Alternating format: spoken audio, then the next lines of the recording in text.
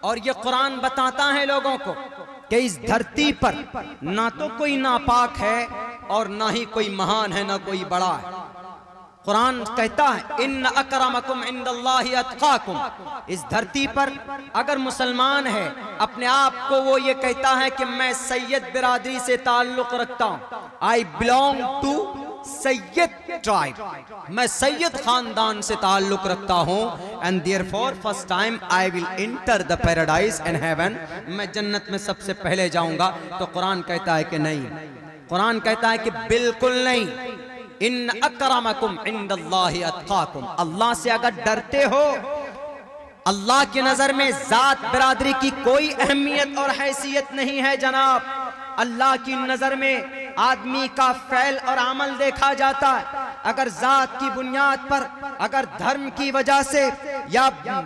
Family کی بنیاد پر، قبیلے کی وجہ سے، یا دولت کی وجہ سے، یا عہدے کی وجہ سے اگر کوئی کامیاب ہوتا تو اب سے ہزاروں سال کی پہلی تاریخ اٹھا کر دیکھو، اس دھرتی کا کامیاب ترین انسان قارون ہوتا، اس سے بڑا دولت مند انسان آج تک پیدا نہیں ہوا۔ اگر حکومت کی وجہ سے کوئی کامیاب ہوتا تو فرعون کامیاب ہوتا، لیکن فرعون کو بین السماء والارض رب ذوالجلال نے معلق کر دیا۔ اگر کوئی اپنی بادشاہت کی وجہ سے کامیاب ہوتا تو آج تو تم ہندوستان کے اوپر بیٹھے ہو، ہندوستان کی کرسی پر بیٹھ کر اپنے آپ کو سمجھتے ہو کہ I am Hitler, I am dictator of entire India, میں ہندوستان کا دادا ہوں۔ بھول جاتے ہو کہ قارون کو اللہ تبارک و تعالیٰ نے پوری دنیا کی، نمرود کو پوری دنیا کی حکومت ان کے ہاتھ میں سونپی تھی۔ سورج جدھر سے نکلتا ہے، پورب سے لے کر پچھم تک، اتر سے لے کر دکھن تک پوری دنیا پر حکومت تھی،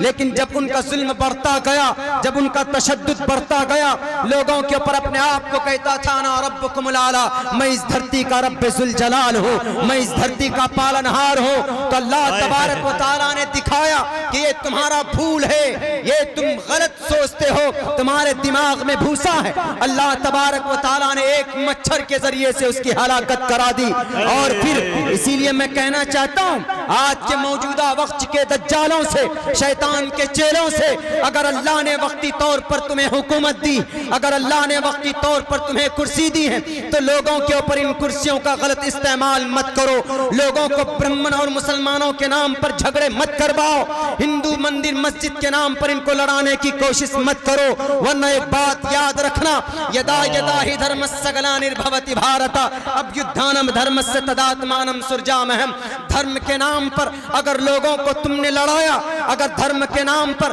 لوگوں کے بیچ میں تم نے نفرت کی دیوار کھڑی کی، تو جس طریقے سے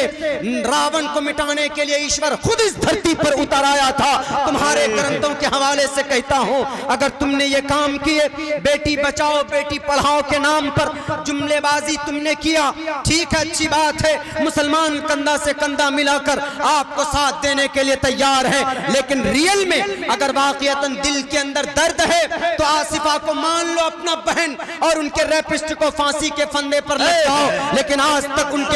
ان کے ریپسٹ دندنا رہے ہیں، آج تک ان کو انصاف نہیں ملا ہے۔ دے دو انصاف زکیہ جعفری کو جس کے شوہر کے جسم کے 3 ٹکڑے کیے گئے، آج تک انہیں انصاف نہیں دیا گیا ہے۔ دے دو انصاف نجیب کی ماں کو، آج تک اس کے بیٹے کا نام و نشان مٹا دیا گیا، لیکن نجیب کی ماں روتی ہے، خون کے آنسو ان کی ماں کے آنکھوں سے نکلتے ہیں، لیکن آج تک ان کو انصاف نہیں ملا ہے۔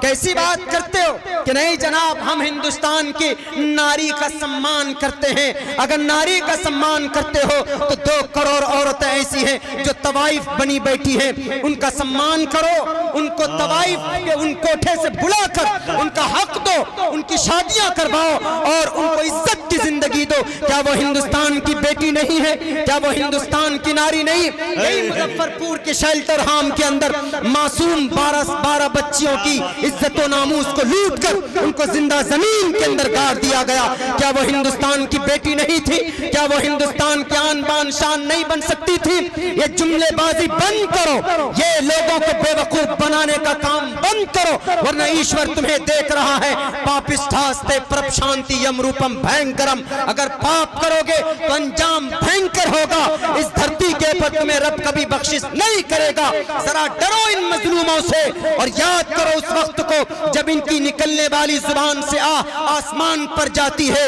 تو ایشور کے دربار میں ان کے دروازے کو کھول کر وہاں سے فیصلے لے کر آتی ہے۔ اس لیے وقت ہے، موقع ہے، سدھر جاؤ۔ قرآن پر اعتراض کرنے سے، ہندو مسلمانوں کے بیچ میں تفریق کی دیوار کھڑی کرنے سے ہمارے ہندو بھائیوں، میں آپ